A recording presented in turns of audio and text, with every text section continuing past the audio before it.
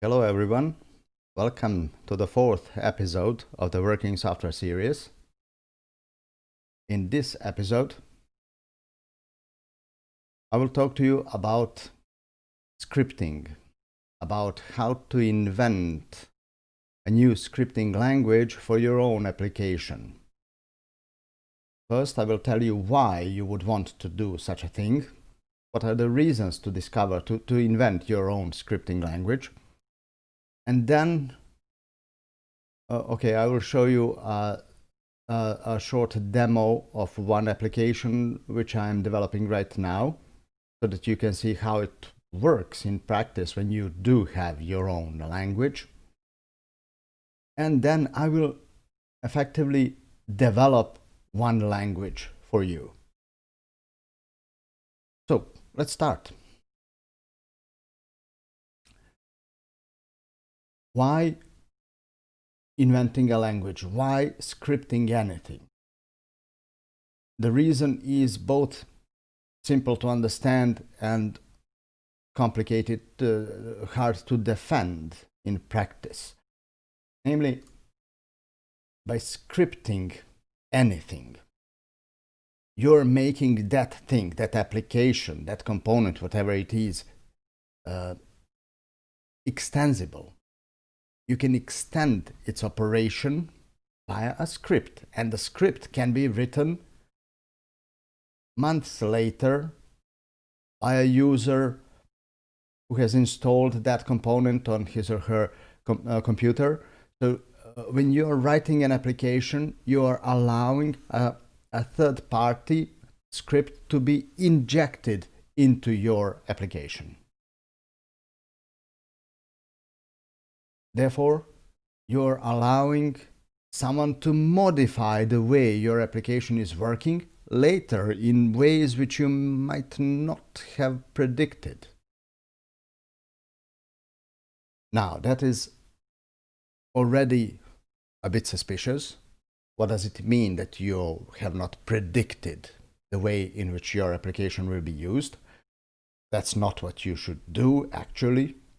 You should predict legal ways of using the application and then support scripting, which lets your user extend the application in those legal ways which you have predicted, actually. And then, why not building those things into the application? That is the core reason why making a script rather than making a UI. Everything can be done in a UI. If you imagine any scripting command, anything at all, there can be a UI element which accepts parameters and has a button, do this. So scripting is not really necessary. Scripting is never really necessary. Scripting is a convenience. And it is a great burden to make it straight. It is almost invariably easier to make a UI than to design a language. On top of that, your users would have to learn the language in order to use your application.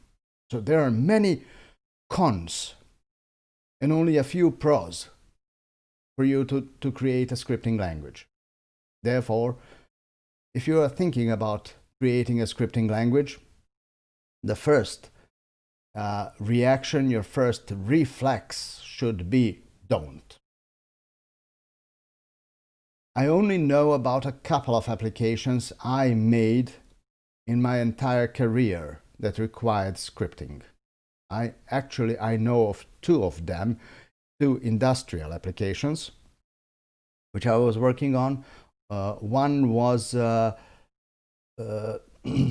insurance application. In life insurance, there are huge formulas, very complicated formulas which are calculating risks and probabilities, and you can design a UI for the operator who would design the decision formula for different events in insurance, but those people who are using that are already mathematicians.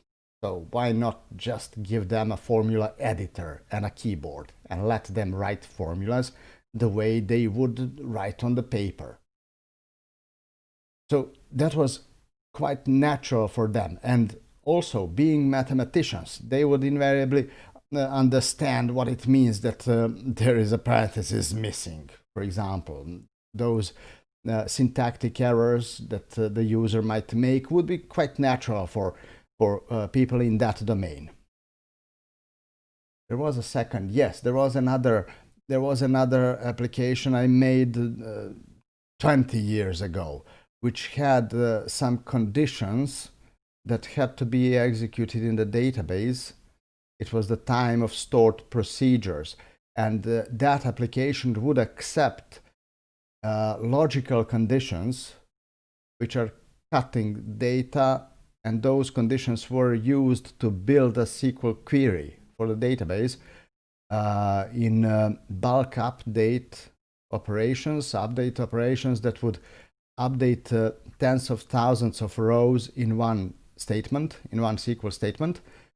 What we did to make it extensible, we added a condition editor to the application, and that editor would allow very limited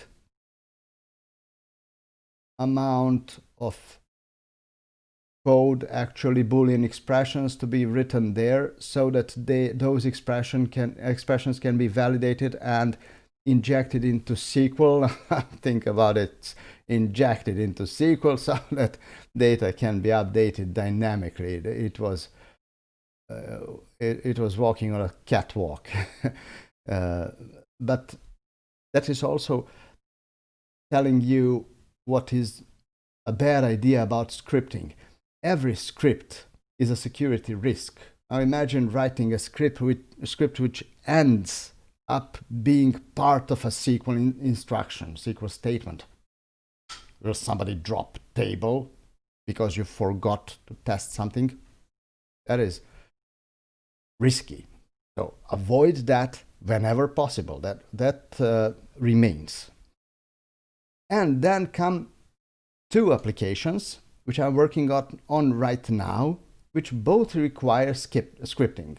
And these applications really require scripting because they are very rich. One of them is, we will get back to this parser repository. One of them is LiveCoder. Here it is, LiveCoder. LiveCoder is an open source project which builds a Visual Studio extension which helps you hold live coding presentations using Visual Studio. I'm using this extension in all my live coding talks. It is very easy to use, and it's letting me hold presentations with a lot of code. I can write a lot of code by writing the script, which will effectively inject code snippets particularly, so that I don't have to write anything while I'm giving a talk. This extension was already presented in episode 2, where I was talking about processing plain text. And back then I think that I said that I don't like the way this application is working right now, because this application is actually replacing Visual Studio Code snippets. It is historically done that way because I started holding talks using snippets. But I didn't like the snippets engine in Visual Studio, so I made my own, and that is the one. I want to invent a proper language for holding live coding talks using Visual Studio. All right, that is the project I'm working on. And there is another project I'm working on, and that is the tool which helps authors record video in video courses. Since I am recording a lot of video courses, recording and editing video is a painstaking work, and I wanted to automate it. So what I did was to automate any application at all, so that I can write a script in my own language, which is pretty simple, so that I can eventually just start recording the screen and run the script and move away from the keyboard, because if I'm touching something, I will actually mess up the recording. This text here is an example source code on which I'm working right now in one of my courses, and I will run the script for you. Unfortunately, I will not be able to show you the script itself, because nor will I show you the application which is running it, because that technology is not open yet. It's not ready to be, you should not see. Anyway, I will run it. I have only one shortcut on the keyboard, which I will press, and you should watch this window here. The script has initialized the script into its proper initial form, and now watch what will happen. It will start typing for me. Look at my hands, nothing. I could start recording, and this recording would become part of the video course with almost no video editing at all. Look at this. The script parser will start, for example, typing code with the same speed and same pauses between buttons that a human operator would make when typing code. So this this tool is executing a video recording script mimicking a human operator. If you watched a recording, you would think that it was me typing on the keyboard rather than an application running a script. Okay, I will fast forward this. Okay, this is the final look of the source code when the script ends. So this was the demonstration of what you can do when you have your custom script. And this is the application which really requires a script. And so if you found an application for a custom language, how do you implement it? I will get back to this live coder, and I'll tell you, I want a scripting language which is simple and expressive. It must do interesting things. Let me step to, this is a Hello World application, console application. So what I want to do in my presentations is, for example, to open the program CS, to go to the line which contains this. So this is the declaration of the main function. Select this, for example, and then press delete. I want a script. I want to script this, because that is what I might want to do in a live talk. And I only want to have a presenter, one button, which says next, next, next. And I want to talk. I want coding to be done instead of me doing it. So I need a very simple scripting language. That language, so what is the point of this demonstration? I want to start developing a language which makes sense as a proof of concept, and then I want to move that language into someone says that screen is not changing. Is that all right now? Can you see the presentation well? I hope the problem has ended. Okay, so I want to develop that language and to put it into this project, this live coder project, so that it becomes the second supported option in this demo runner, so that you can choose, if you're using this in your live talks, or anyone who's using this can choose whether to use snippets or the script. That is the idea. So let's start. Okay, thank you. Other people say that everything is all right. So let's start.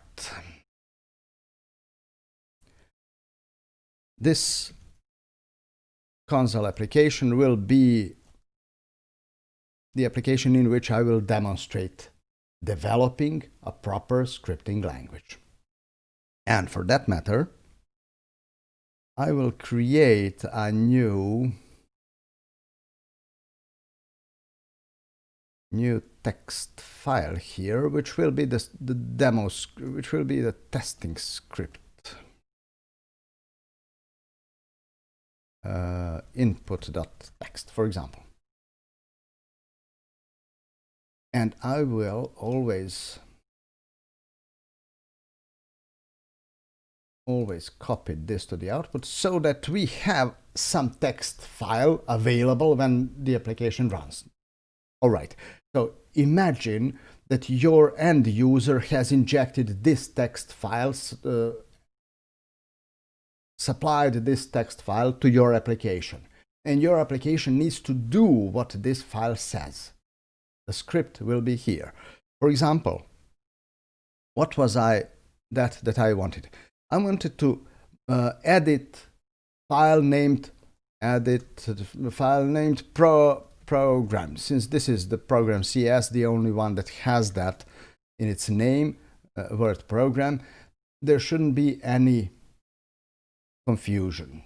Then I want to find a line containing this.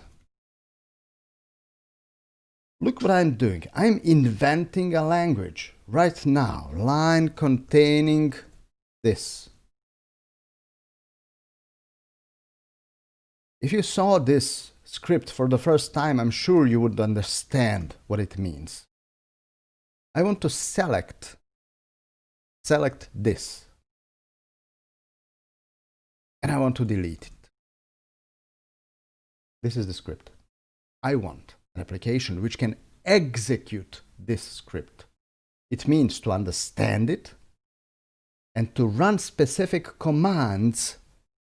Each line should compile, all right, I will tell it that way, compile into an object, an in-memory command object, which will do something to Visual Studio, like checking whether there is a selection, and if there is a selection, press delete.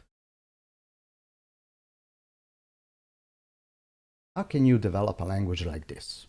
That is one question. And an easier question, why would you develop a language which looks like this, like almost like a spoken language, and not something like files.find containing program semicolon? Why not script like this? And here's the answer. These things already exist. You don't have to invent them. If you want to write script like this, it means that you are talking to programmers. Then give them a DLL, give them a library, and let them write a C# extension. If you want it to be dynamic, let them write Python extensions. And when you do that, you're opening a security hole size of a bus. If you're allowing source code to be injected into your compiled application, then you must sandbox that engine, whatever it is, that component which is executing scripts. You must sandbox it so that any damage a user might do on purpose or inadvertently remains locked into that component which is executing the script. The damage must not spill over into the rest of your application. It must not drop your tables. No. It must not install applications on your disk using your privileges. It must not connect to network servers and stuff like that. That is a huge issue if you want to make your applications extensible using high-level languages. And I'm not going to talk about that. That is a large topic on its own. There's a lot of resources on the internet, and you can learn that if you wish that. A hint, I have never, ever implemented this in my life. I never needed. There are reasons why you would want to do that, and my first pick would be to use Python extensions for that kind of scripting. All right then. Then why this kind of scripting? Well, it is my choice, it is my preference. You may not agree with that, and you can do it this way or the other way, whatever you like. My choice is, if I'm making a scripting language, then I want it to be human readable.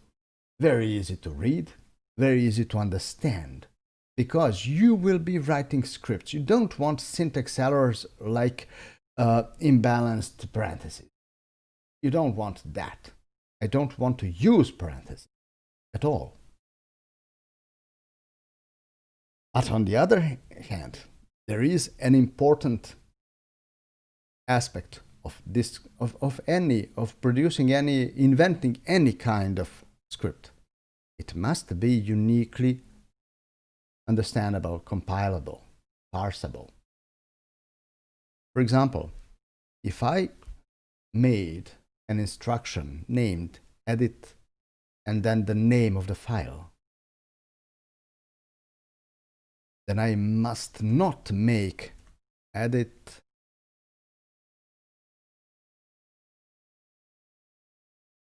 new program. For example, an instruction which is creating a file, program.cs, for example, let's be specific.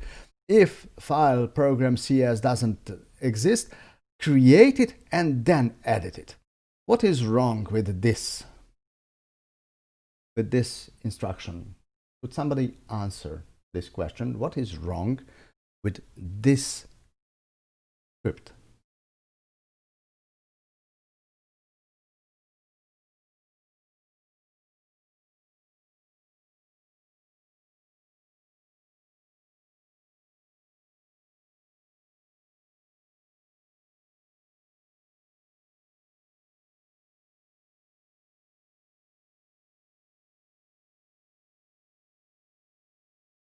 Can anyone answer?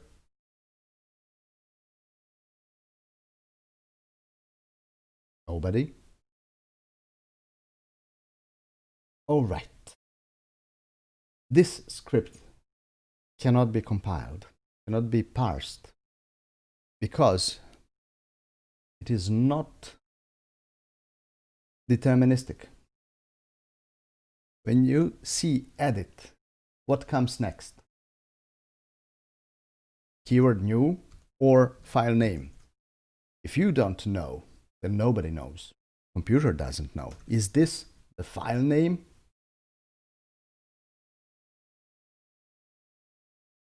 Exactly. Rascal, thank you. That is the correct answer.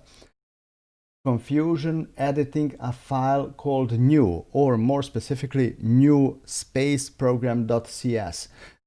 New space program is a valid file name, and therefore there are two ways to understand this instruction.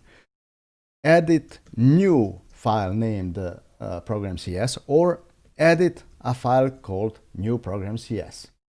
Your scripting language, whatever it is, no matter how small and simple it is, must be deterministic. And there are many ways to avoid this confusion. Like edit new.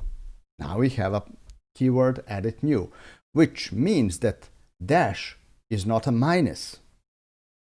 That this language doesn't have arithmetic operations. If it does, then use an underscore or use nothing. Edit new. Make unique keyword for this purpose.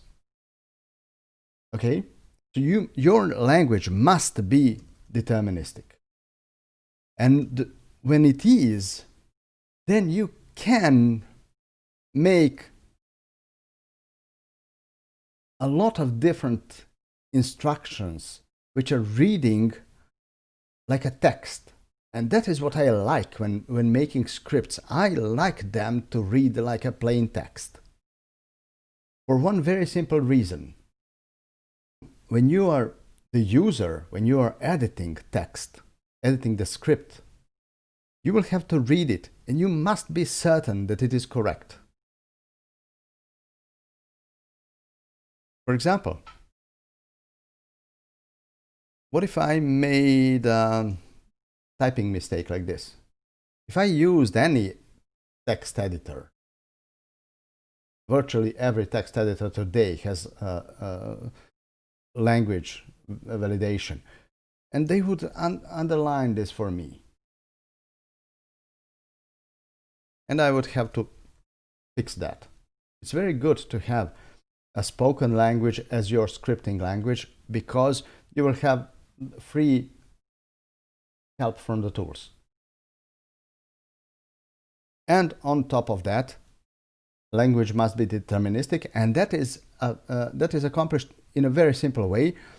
Make sure that every word that comes next is deterministic. Edit means exactly one thing. Edit and space, and whatever comes to the end of the line is the name of the file. Done.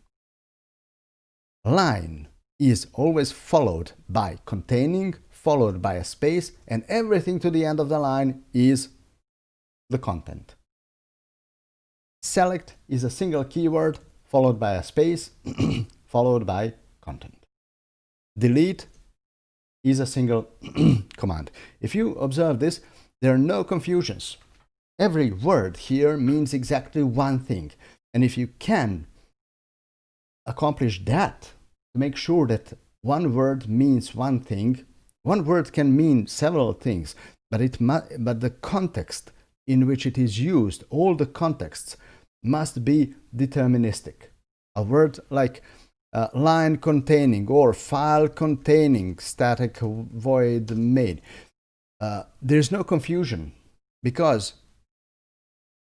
containing is coming after a file or after a line. If you understand what it means, line then containing, file then containing, you're all right.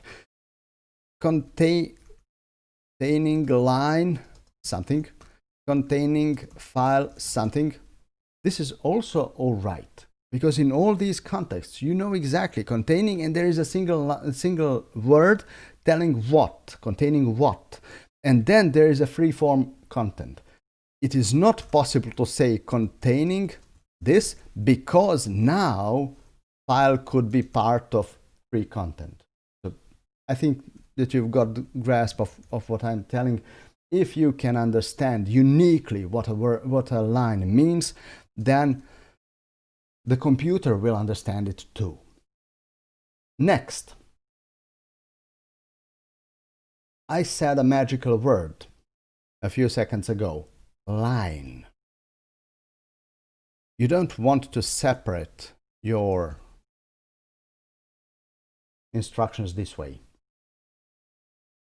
That will complicate your model, and that will complicate the conceptual model in the heads of your users.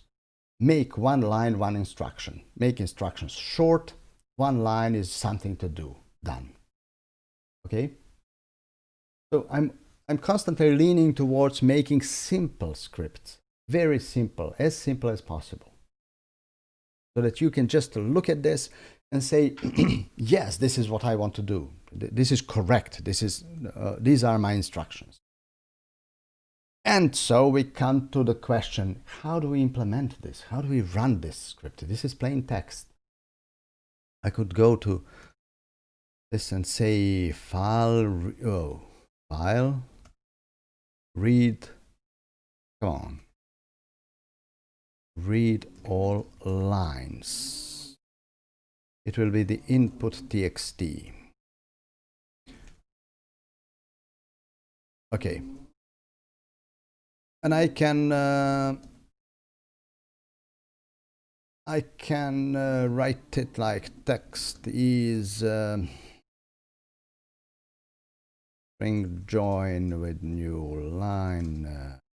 Okay, I can see this. Let's run and see if everything is all right with that input txt. And then we will start. Yes, this is a text file. Then we will step to trying to process it, turn it into objects, and to execute these operations, these instructions. For that, I will use the parser that I made, EasyParse, and in a way, this demo will also be an instruction manual how to use the EasyParse library. I made it because I didn't like what existing parsing libraries and compiling libraries for .NET or in general are doing. They are too complicated for the purpose which I see for them. For this purpose, making small, simple scripting languages.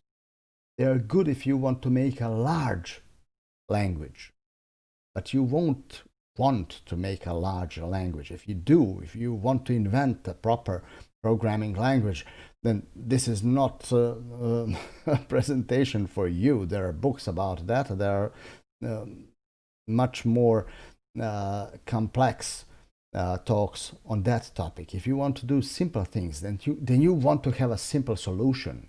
You don't want to have to understand compilation theory, syntax trees, and stuff like that, so that you can just execute. Where is this? Execute this. There must be a simple solution. So if you take this, if you download this code, you will find two things there. One is the library, which you will have to add to your program, which will implement this script, which will parse this script. And you can do that through NuGet. This is, where is NuGet?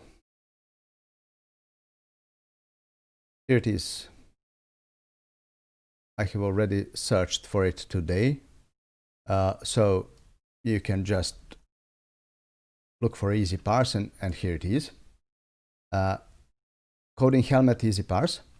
And it supports .NET Framework, .NET Core 3.0, and .NET Standard. So in any kind of project, you can add this. And it says go to that GitHub repo and read how to use that. Another thing that is very important in this library is that it comes with a command line tool named parser, which will help you generate parsing tables for your grammar, and it will help you develop the grammar, for one thing, so that you can emulate it. You can try your grammar to see if it works before you add it to source code. Let me show you how that works.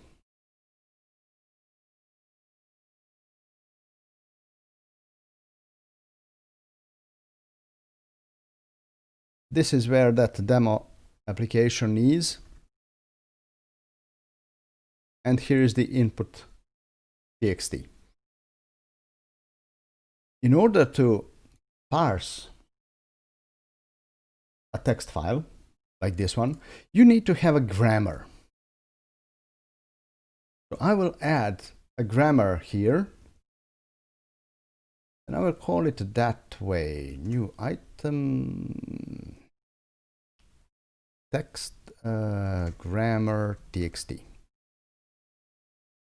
And if you look at the explanation here, this is the format of the grammar. If you watched episode 2, I was talking about lexical analysis. Lexical analysis is the step which precedes compilation of any plain text, and it means to separate elements of plain text into lexemes. So in this implementation, you will first list what the lexemes are, then you will tell what the starting symbol is, what the starting is, and then you will develop, you will design rules, will specify rules. So let me show you that in this practical example. So it is lexemes, start symbol, and rules. These 3 blocks must exist in this grammar definition. So this is the grammar definition in my library, in EasyParse library. It is doing both things, lexical analysis and parsing. And there is also an implementation of a compiler which is leaning onto this grammar file. You will see all 3 of them in this demonstration. So your grammar needs to, script needs to specify what it means to have a script in the file. And I will call it script. I'll call that root element script. This requires at least some understanding of grammar notation. If you have any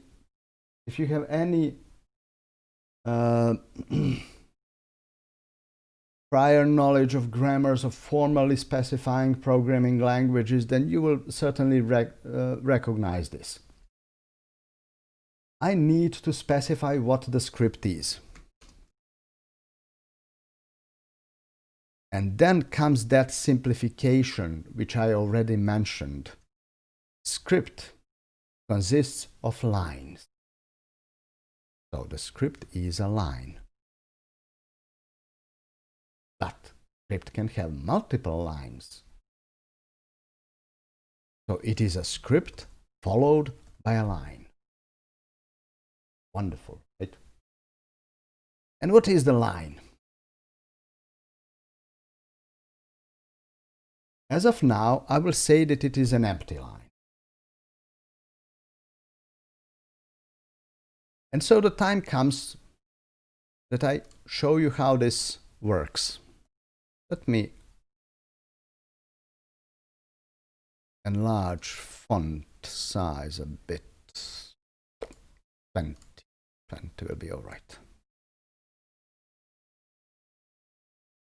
I will need more vertical space when I start working with the entire input file. But as of now, let's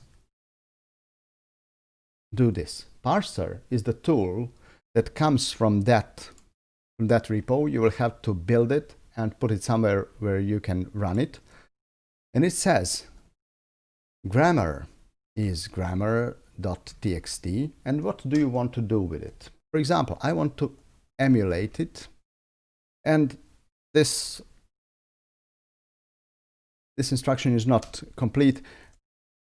A few days ago, I have added the multi-line option too, so that you can emulate the parser, the grammar, on a multi-line input. So I'll just enter a couple of empty lines because I'm currently only supporting empty lines.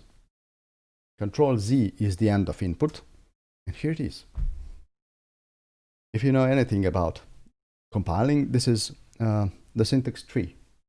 It says it has recognized a new line, and it has recognized that this new line is a line symbol. And this line is a perfectly valid script, because script is either a line or a script followed by a line. Right? So we have a script. Here it is. This is the script. Then there comes another line, and you know that script followed by a line is also a script. And so on recursively. Another script, another script.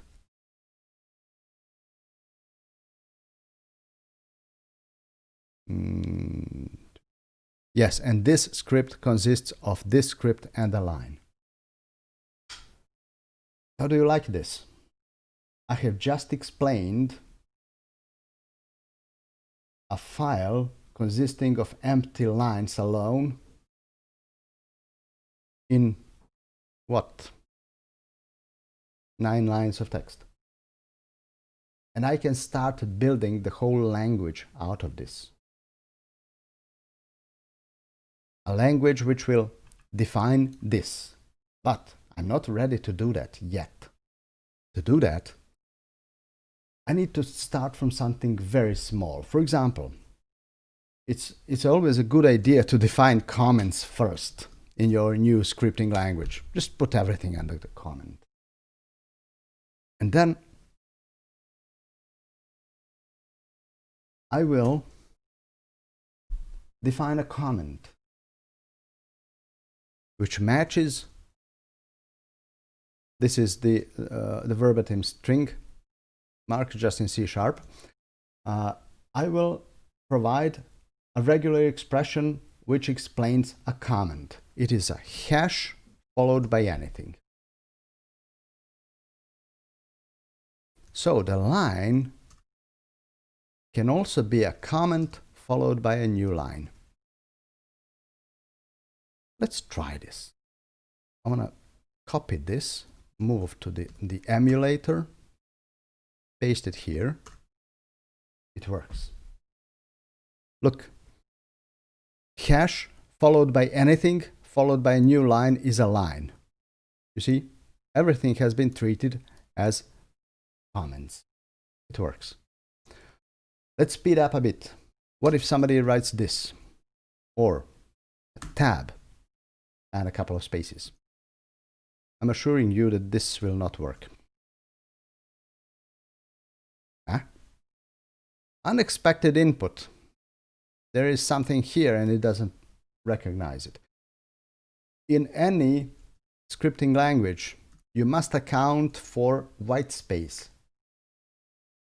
A very easy way out of this problem with the white space, because if you think it through, white space is a hell.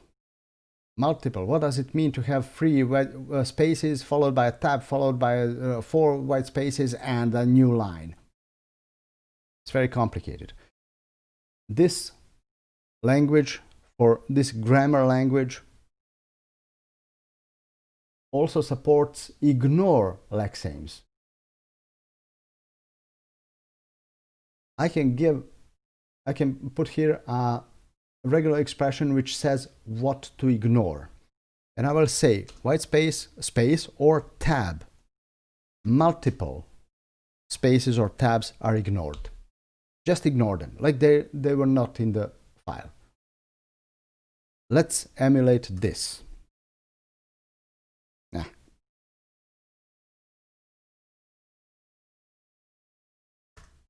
And now it works. And look here. There was, at this line containing, this line had white space, but that white space doesn't exist here. There's no white space here because it was ignored. That lexeme was dropped before parsing.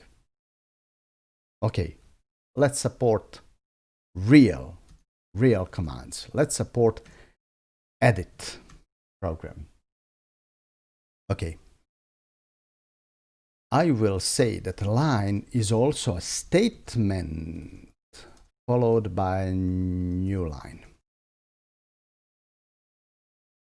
And the first statement will be edit. Edit will be a constant edit followed by, okay, that is a regular expression and I must declare it in the lexemes. File name matches anything, but it must be at least one. What do you think? Will this work? Will this work? Let's try it out. No. It says that the first character matches nothing. And now we are in trouble.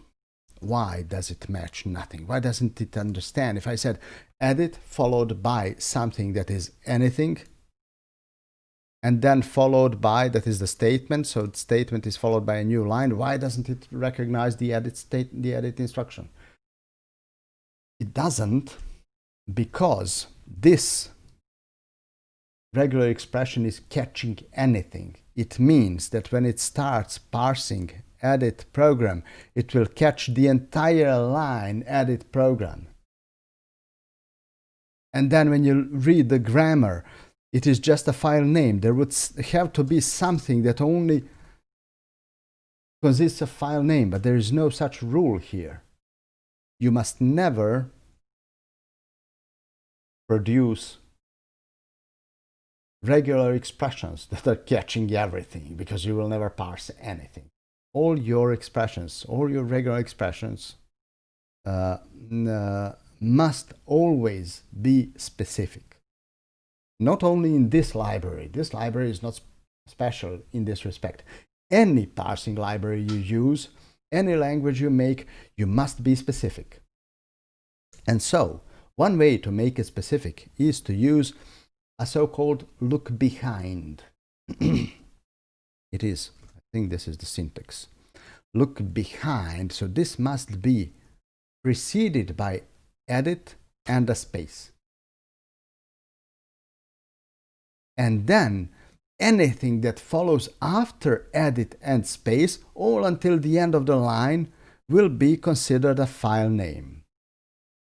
Now this is mind-bending, but only a little bit, because this is so typical in regular expressions. You will always bend your mind around expressions. Did I copy this? And now it works, because it has found something that follows after edit and a space.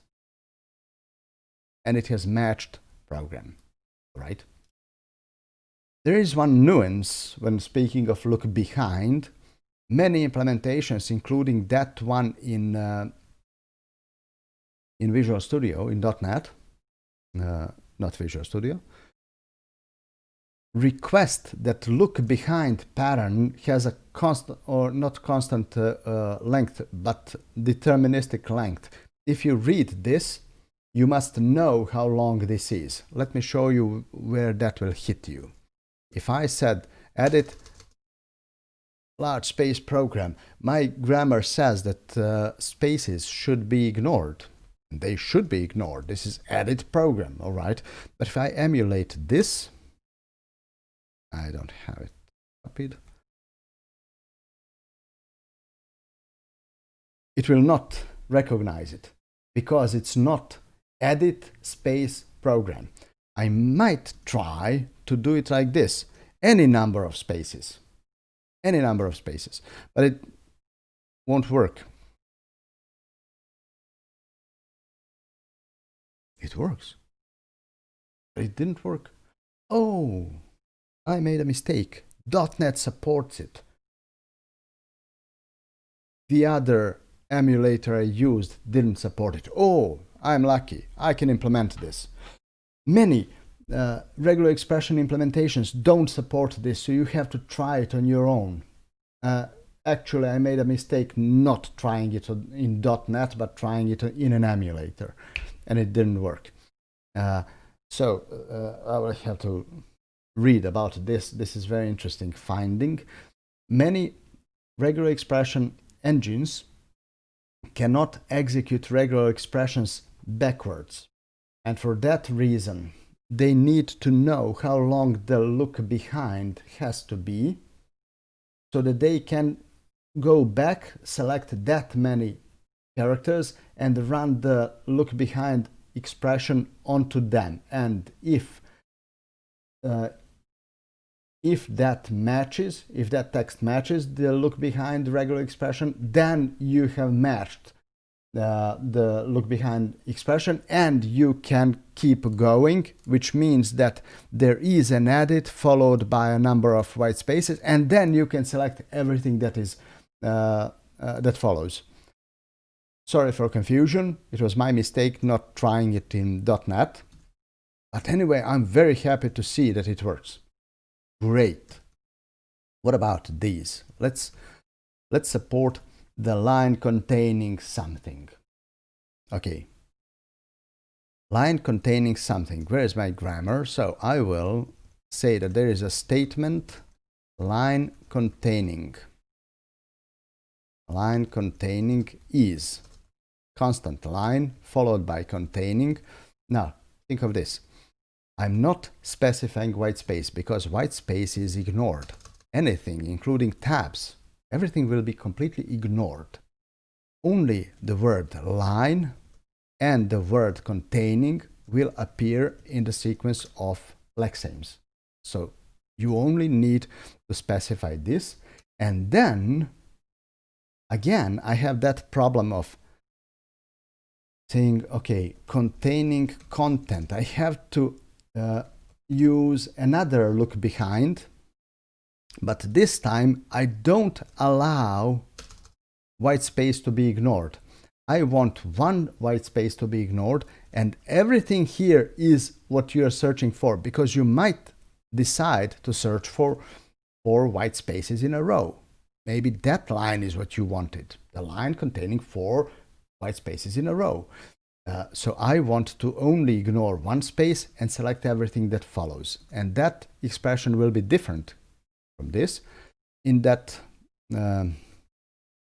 it again has a look behind containing one space and then anything. So I can call it containing content.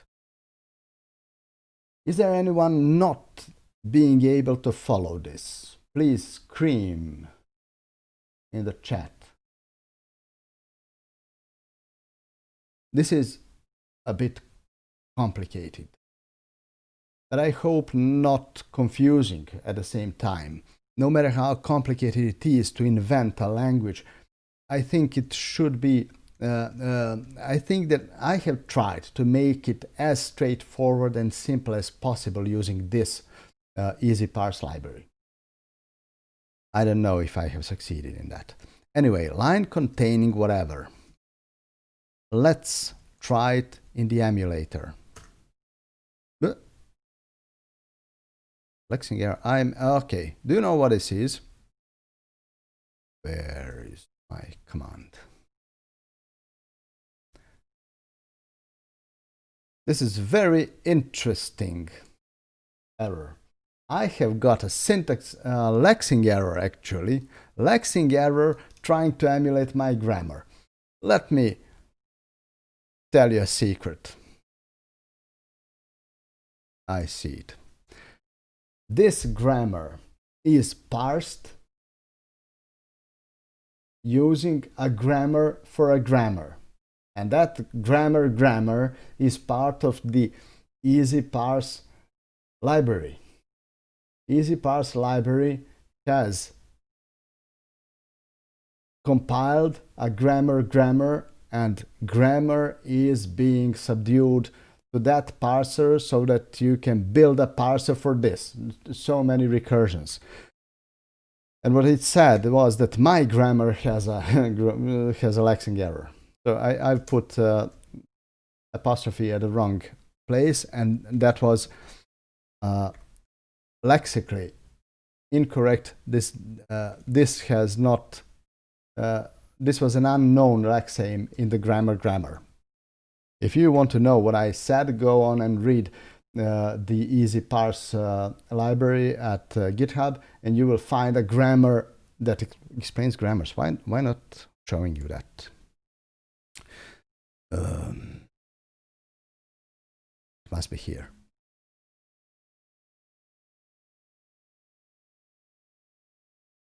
Here. Grammar compiler, see? Here is grammar. This is the grammar. Is it so small?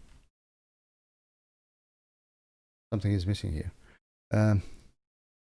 Maybe this is the entire grammar. I don't know. Maybe it is. So here are the regular expressions explaining quoted string, verbatim string, non-terminal, terminal symbol, everything. And there is a grammar which has a start and lexemes and rules. Rules consist of rules and a rule. Yes, Mohammed. Watch it again or just search for it and search on the internet if you like this area of research. It's a very interesting area. Go on and learn. You will be able to write your own languages later very simply, very easily. Okay, so this is the grammar which is explaining the syntax of this grammar. And when I make mistake in this grammar, emulator will fail. What?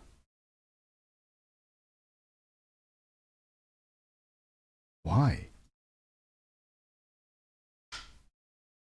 Now I have no idea what I'm doing. Oh, except I have an uncaught exception. I will debug this. Oh, so many surprises today.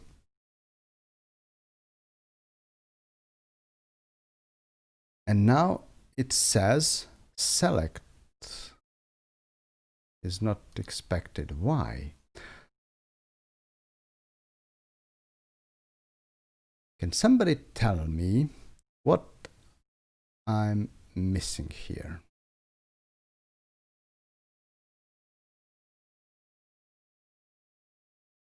Containing content.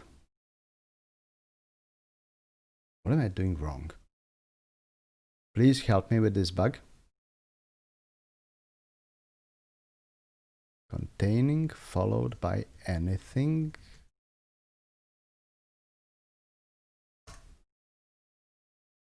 Edit something. Works.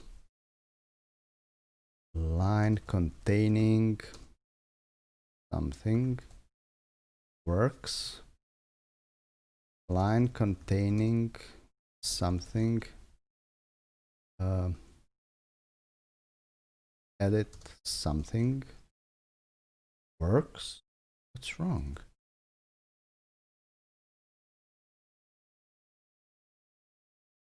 Does anyone see the problem here?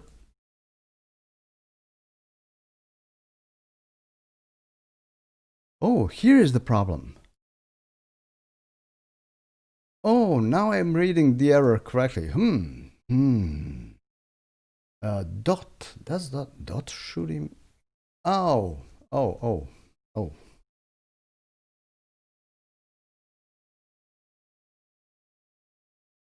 What about white space here? I will have to think of that. Let's try a simpler example.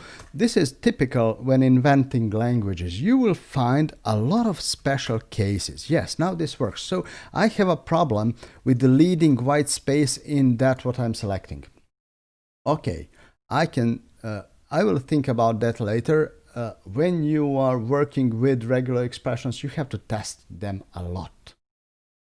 And you must cover all kinds of corners. You will encounter many special cases. So it is always difficult. But okay, now I know that I have a feature which I don't know how to support. I will have to think about it. Let's move on.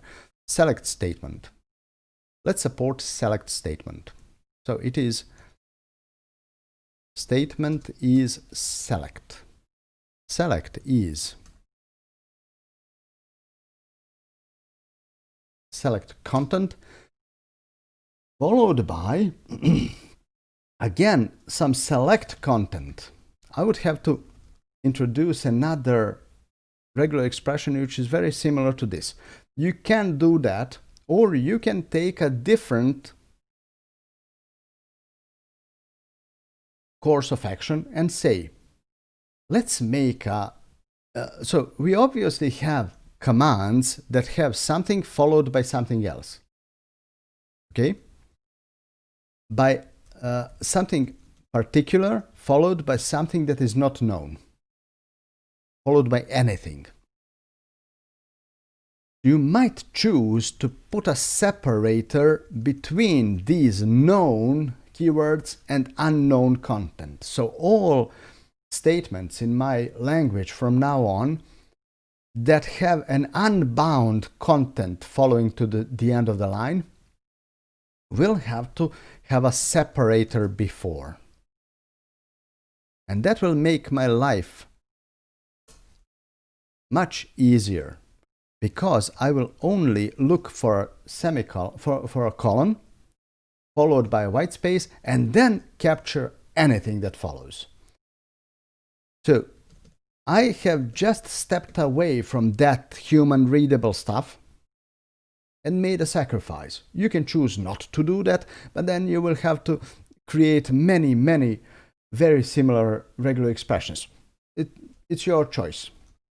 So I will select this, content, just content. And let's emulate this again.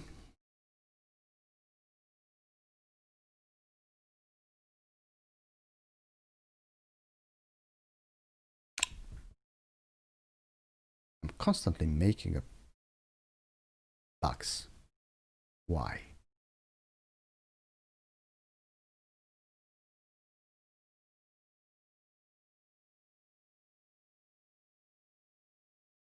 Static void main, where is that? Line containing static void main. Somebody help me.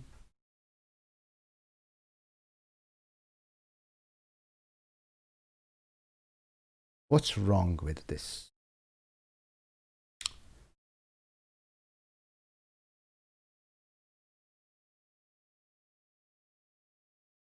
Colon followed by space. Did I put space here? Yes. Oh, yes, yes. I forgot to put colon here. I have changed my instructions. They require colon followed by the content. Good. Now it works. Look at this. Edit program. I have not used that content in the program because I wanted to trim white space before the file name. In every other case, I don't want to trim white space, so it has caught this. What if I put white space now? I want to try this. I still don't know why that didn't work. I will have to think about it. No, it definitely doesn't work. Oh. This is puzzling me a lot. What if? Because dot should. Oh. I know. Oh, bloody hell. Do you know what's happening? White space is being ignored. It has been recognized as a lexeme. I think this is a hypothesis. So what if? Oh no. I would have to include white space followed by colon, preceded by colon. Too complicated. This is a hypothesis. I'm not certain that that is the bug here. But again, that is what you get for free when you use regular expressions. Your head will explode sooner or later. All right, let's finish the language. Delete. It's easy. Statement delete. Delete statement is just delete. Done. I could technically parse this entire file, and now it works. Minus those spaces. Sorry, I have a missing feature. Okay, so what is this? How do you read this syntax tree? It is, you can read it recursively, but you can go from bottom up and build larger elements, like this statement is an edit statement, which consists of an edit and the program. This edit, we know that it is constant, but this is a variable. We know that this is variable, everything else is constant. So when working with this tree, you want to extract these, but what do you do with them? Well, that is what their parent tells you. Select this. Just delete. Line containing this. Statement. Edit this. That is why I had to separate all different statements and give them names, so that the syntax tree will have elements, have nodes named edit, line containing, select, delete. And now you know what to do with all that. I will briefly show you how you can parse, but just to tell you right away, you will not parse. You will not do this in your code, which I will show you. Parser. There is a parser in easyparse.parsing from XML resource. I need an XML file which represents the parser. In order to have a parser in your application, you have to go to this grammar and compile it. Okay. And now you have a grammar.xml. This is the parser definition, which is my schema, and I know how to use it. This EasyParse library has the parser which can load this file. In order to load it, you will have to include this XML file as an embedded resource into your assembly, which you will execute this. So basically, you can pick type of program assembly. In this assembly, what is the namespace demo, and what is that was named grammar XML. You can load the parser. Here it is. And now you will have the parser which will execute this grammar on whatever input you give it. If I run the applications, it's very simple. The idea was, when I made this library, the idea was to make its use trivial. Don't think about parsing. Don't think about compilation. Parser, it has a lexer, and it has reduce table, 44 rules. If you know anything about LR parsers, they consist of shift and reduce rules. So there are 20 shift rules and 44 reduce rules. You don't have to bother. I'm showing you this just to show you that I do have a parser for this grammar. And now I can parse these lines. And that will give me some parsing result.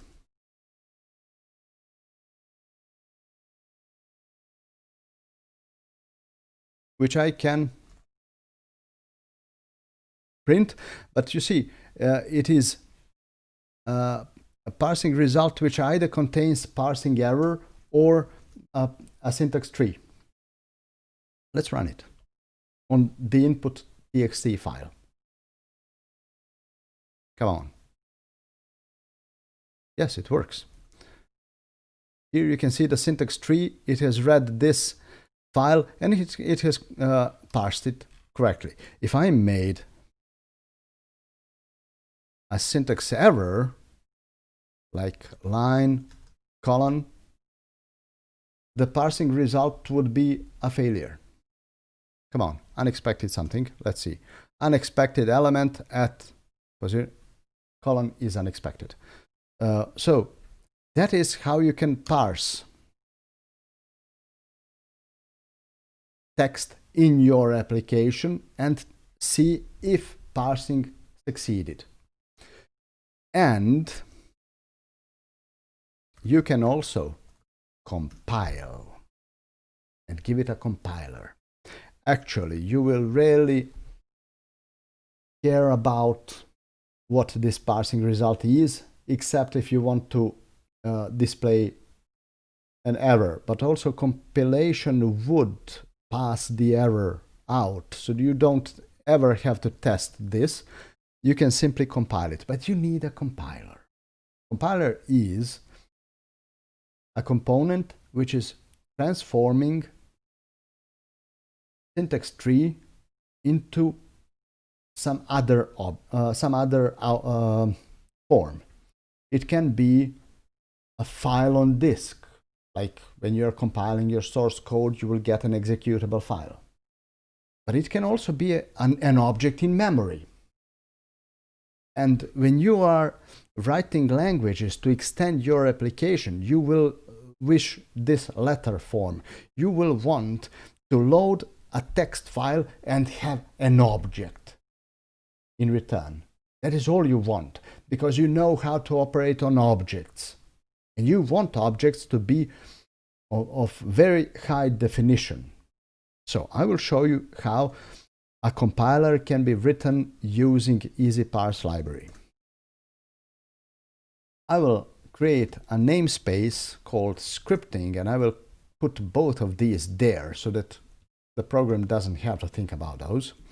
Of course, that has changed the namespace here, scripting grammar. Okay, that is fine. And all you need to do is create compiler, a compiler class which derives from method map compiler from that library. There's nothing to override. And you will just give new script compiler to this compile, and you will collect a result. But now comes the magic. Method map compiler is receiving those three elements, those three nodes, and it is looking for methods named the same. For example, there must be a method named edit, which receives a string, which will receive value edit here, and a string which will receive a value program. There must be a method named line, which receives something, I still don't know what, and a string which will be a new line. If you can make those methods in the method map compiler, your own custom compiler, then the method map compiler will use reflection to map all nodes of the syntax tree into calls to your methods. It will pass parameters, their arguments, these child nodes, and you will know what to do because that's your language. And whatever you return, the compiler will return back. I'll show you that. It will be very simple. It will be astonishingly simple. You would, in effect, what your compiler implementation must look like is this. It must look the same as the grammar. So I will just copy the grammar there. And I told you already, you can understand the syntax tree by reading it bottom up, by building larger nodes from simpler nodes.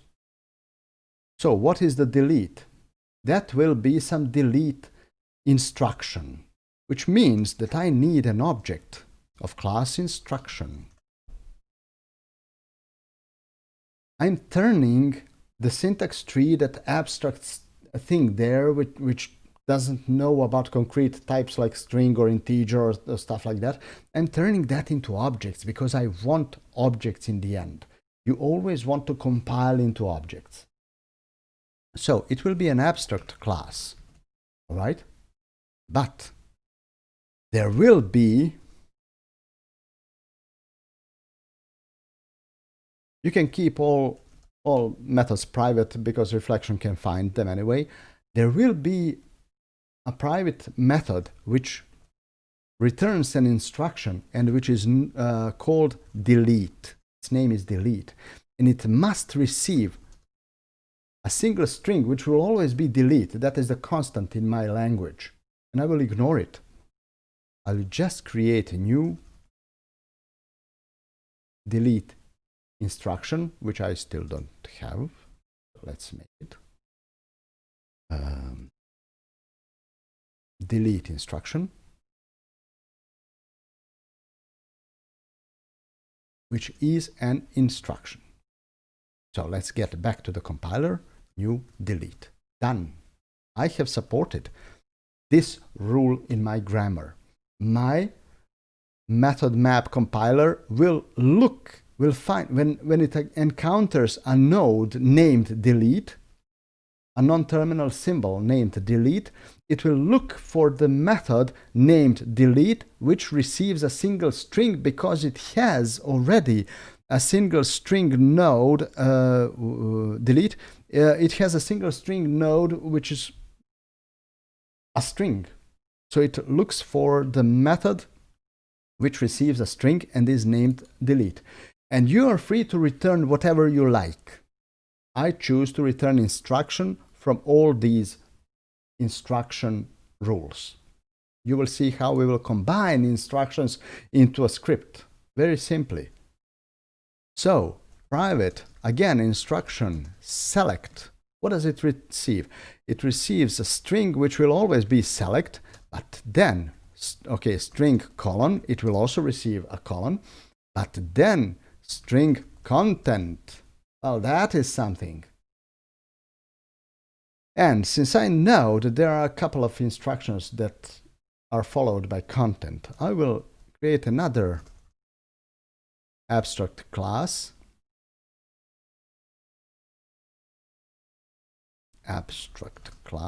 which is an instruction,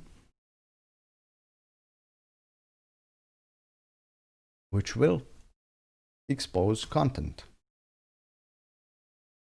through a protected constructor, so that I can create another select content instruction, which will be a special kind of content instruction. Do you see what I'm doing? I'm building the entire object model, which is one-to-one related to the grammar, because that is the language I'm speaking. And I want objects to represent elements from that plain text. Nitty, yes, it's wicked. I like it. I like this very much because I have already made a couple of scripting languages which are not important to show, but very simply, where is the compiler? Okay, so I will create new select command and pass content to it. Now you see, I have received content from plain text and I'm remembering it in an object of a strong type. That is the point. Okay. Line containing.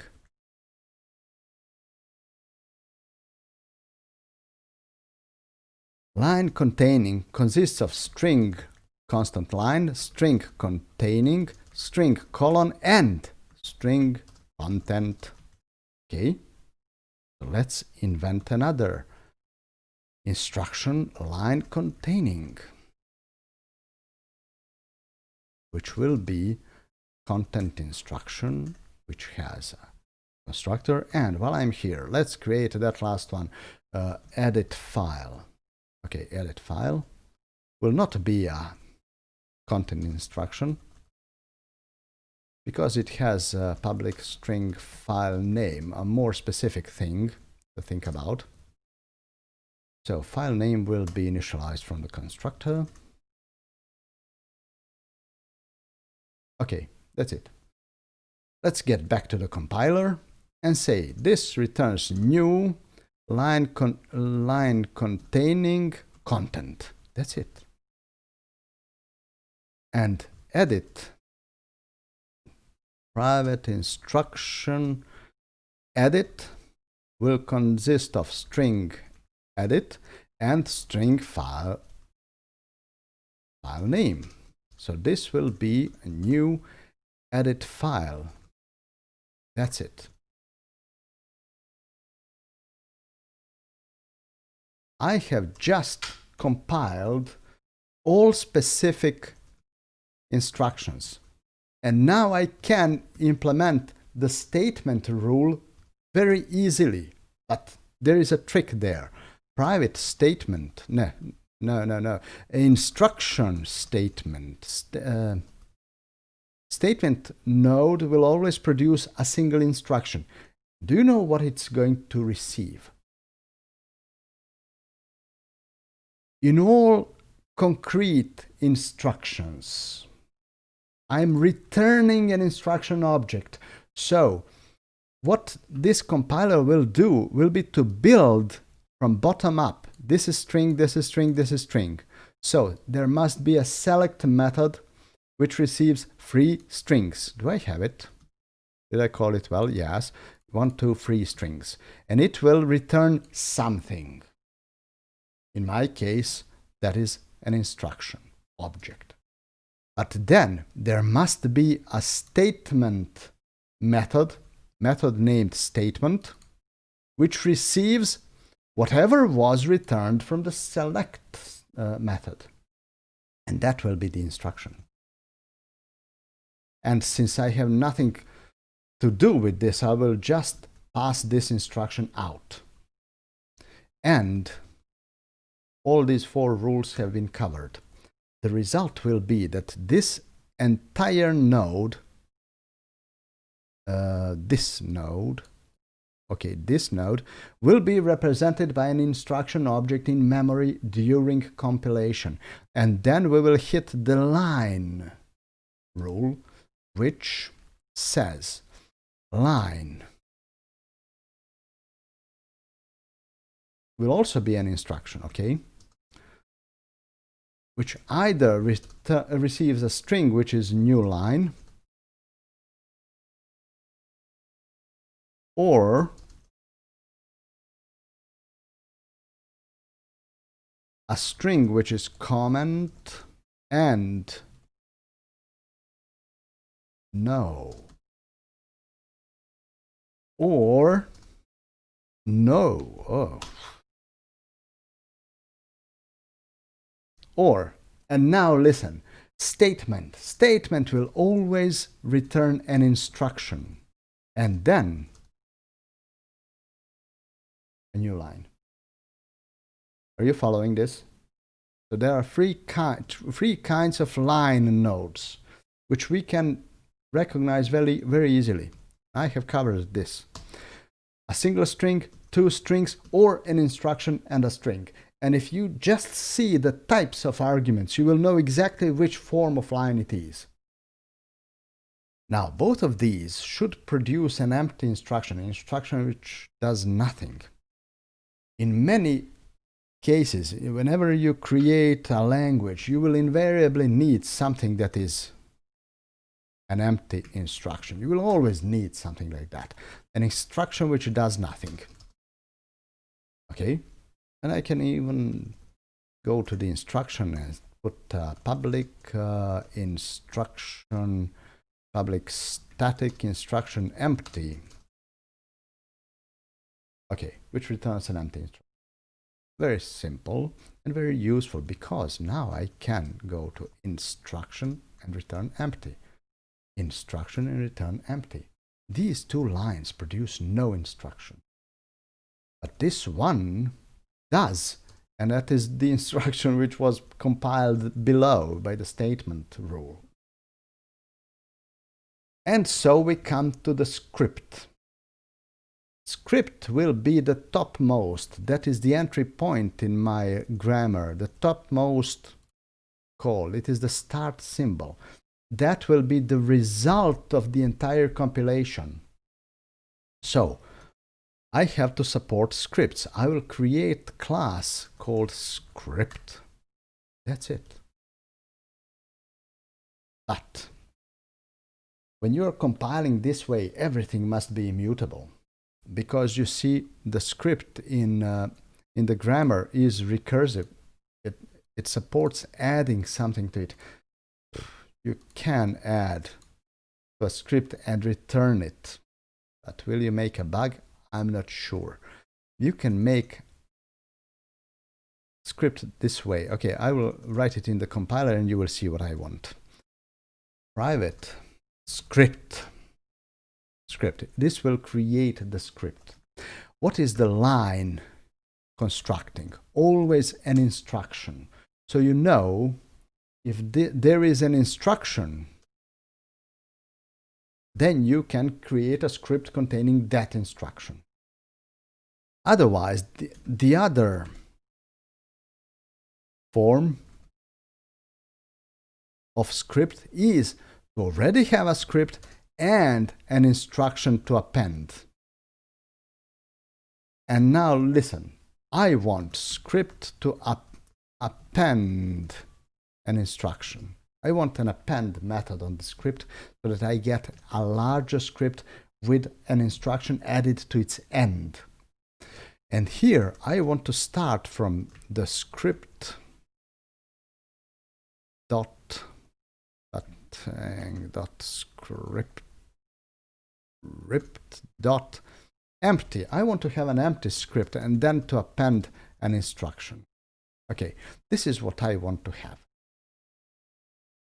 in the end. And that will replace both of these.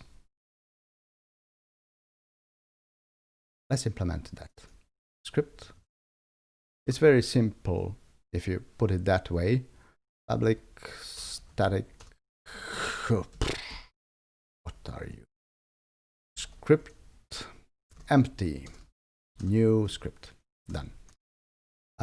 Internally, since it is immutable, it will have an immutable list of instructions. That will be the script, a list of instructions. So I will need a constructor which is initializing this, which will complicate the empty constructor. It will have to receive an immutable list. And now you have an empty script. An empty script, and now look. Now I can add the append instruction,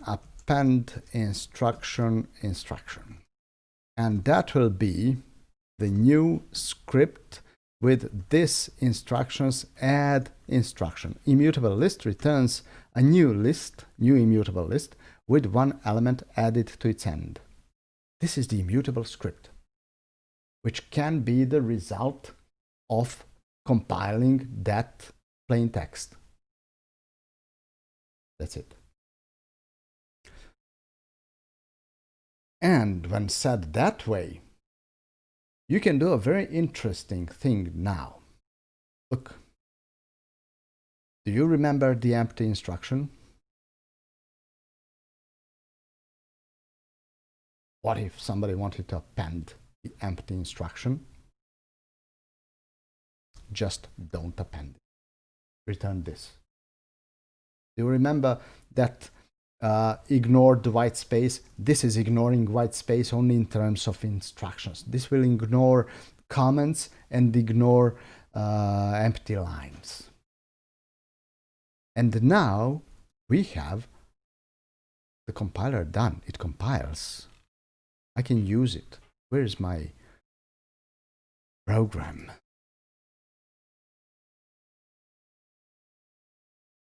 Okay. I will not print this. I have compiled using the script compiler, and I have obtained some result. Let's look into the result. What is it? When we run this, I'd be lucky to have the compiler running from in the first attempt. I have made unexpected. Where?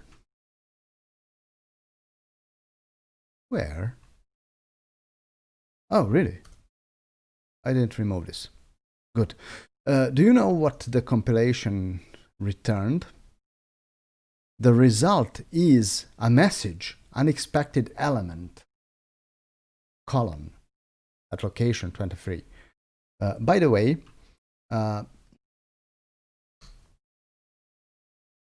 this error is not written correctly. I have found another bug. It should be line 2, position 1.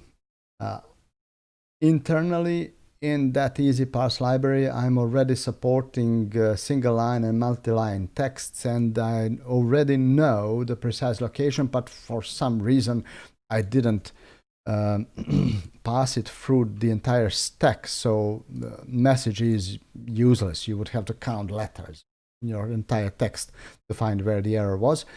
I will correct that. That is the bug. But anyway, after fixing the input txt, look what will be the result of compiling. Let's see. Yes, a script object containing 4 instructions, edit file, line containing select content and delete. Effectively, I have turned the entire text, plain text file into an object containing 4 other objects. And the last thing in this demonstration, what will you do with this script? You will run it. Whatever this application was, there should be some button to run.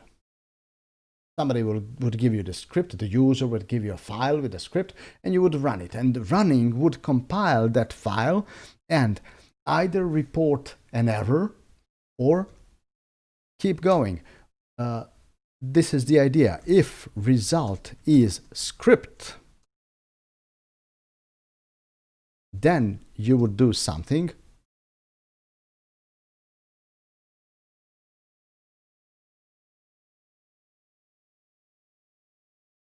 Okay, I'm successful. Else you would right line the result, whatever it is. There is some error class which you can convert to. So let's make a bug again and we will see. Let's make a bug in the script. Now I'm making bugs in the script language, not in C#. That's funny, at least to me. Okay, so it is reporting an error. All right, but what if this was successful? It should tell me that I'm successful, all right? Success. So what do we do on success? It's very simple. Now you have the object. Now you do whatever you want. Public void run. Even better, return an object of a class running script. What it will do? It will run through the script and it should execute those instructions, let you execute them step by step. For example, let's imagine that we want to be able to run instructions line by line. How do we do that? Well,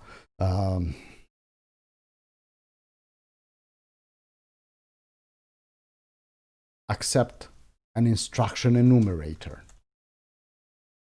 Okay. Go on. Now.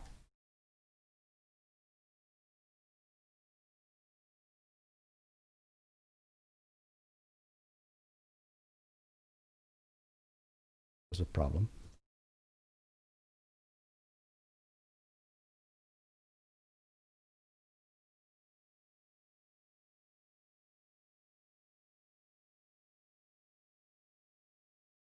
Okay. All right. Let's initialize it through the constructor. So the script would give its enumerator to the running script. Okay. This instructions get enumerated. A note here, if you're using immutable collections, they will return an immutable enumerator which you must never pass to anyone, because that is an object taken from some internal pool of iterators, and if you do that, your function will explode.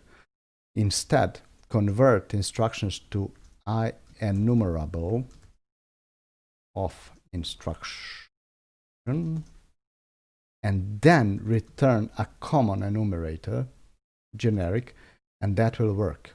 You have to do this. If you forget doing this, your code will explode probably in the very first line, and you will know that you forgot it. Anyway, what does this script do? What does this running script do? It will, for example, tell you public boolean is over, get and private set. So this is over is not this enumerator, move next. You can write whatever you want, whatever your application has to do at this point, that is what you write here. And public void step. And then, if this is over, return, just ignore. Otherwise, now enumerator current. I have a current instruction. Finally, I have an instruction object, and I can say execute. So the instruction would have to have execute.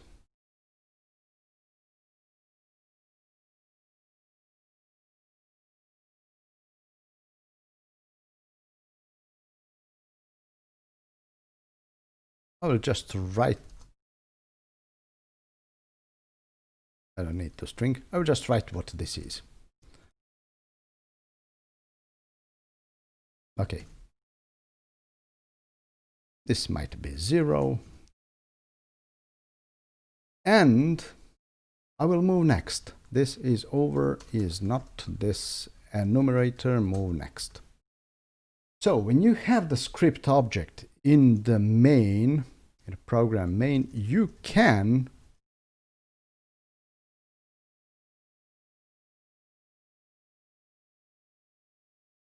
replace this with while not script is oh no. Var run is script run.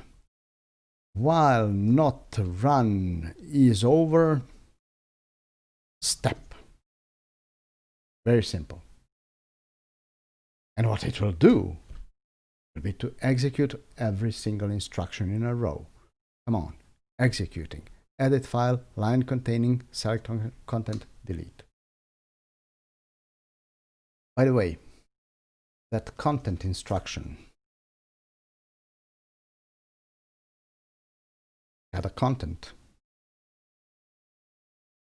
Let's override this so that you can see what it says. This get type full name and this content.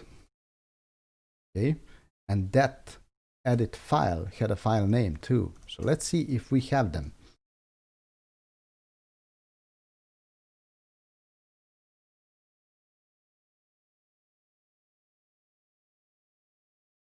Full name and this file name.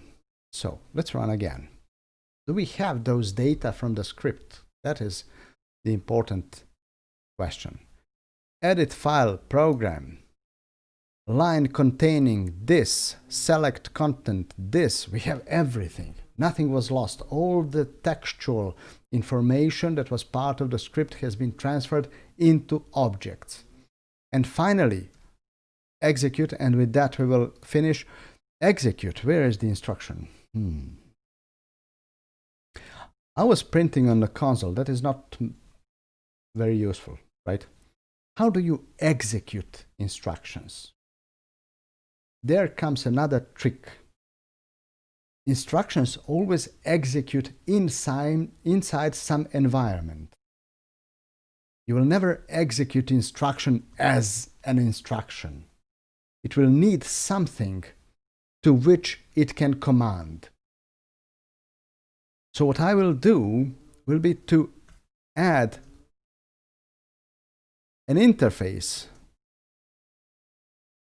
environment. And instruction will, in effect, receive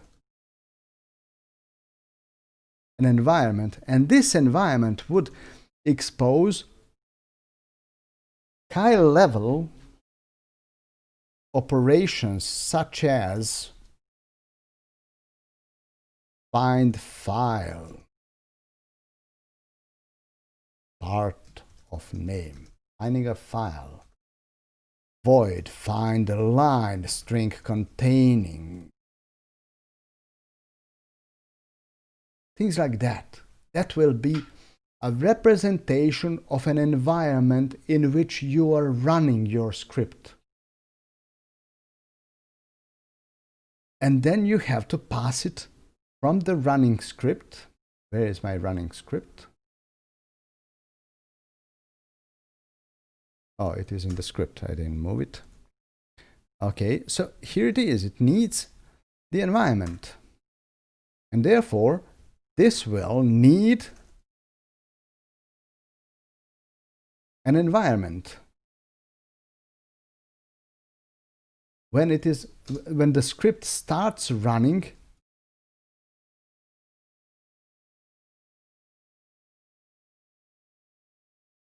it must receive,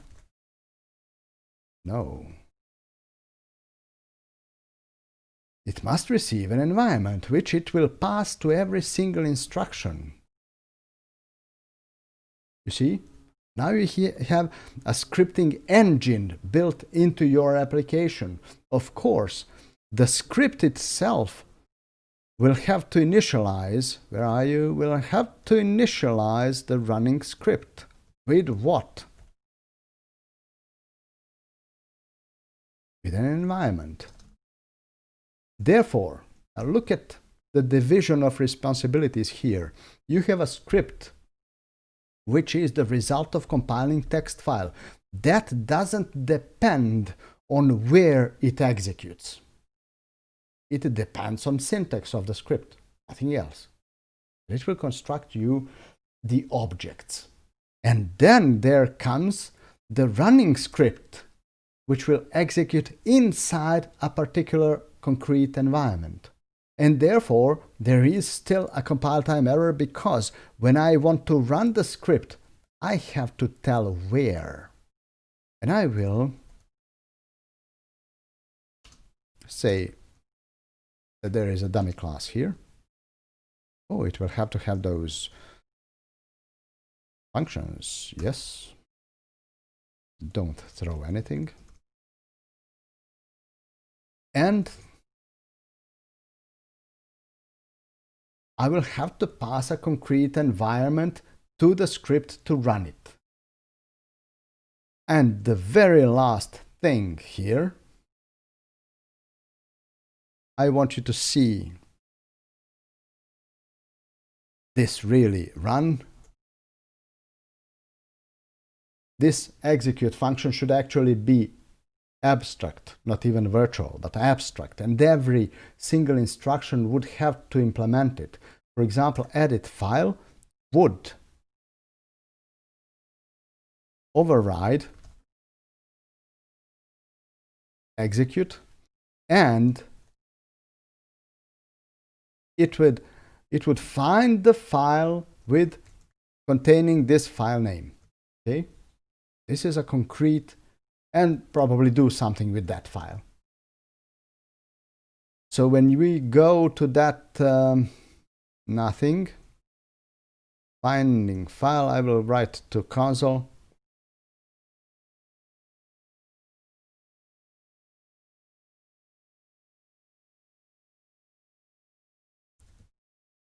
part of name. And you will see this line, execution will pass to this concrete environment, asking it to find, here it is, to find a file containing program in its name. I hope you liked it. In this presentation, you have seen how you can define, how you can invent the language from scratch, from a blank page. How to create a deterministic programming language, scripting language, all right. Then, how you can write a parser for that, how you can write a compiler for that, and how you can execute the compiled object inside your application in a way which is very safe. There are no security holes here because only the operations defined on this interface will be possible. Nothing outside of this will ever execute. So if you make a security bug here, that's your problem, but you don't have to do that. That's what I want to say. Make this very restricted. Restrict all the moves so that only the safe operations can be executed. And that's it. The end result is the whole grammar and compiler done in how many? 25 lines of code to define grammar, and compiler taking total of 33 lines of code, that is under 60 lines of code, to write the entire grammar and compiler for a brand new scripting language. What else would you wish for? If you, Mohammed, I'm glad you got it. If you have any questions, this recording will be published at YouTube. You can ask now. I mean, right now. Otherwise, post any questions at YouTube comments. I will wait for a couple of seconds more for your questions, if any.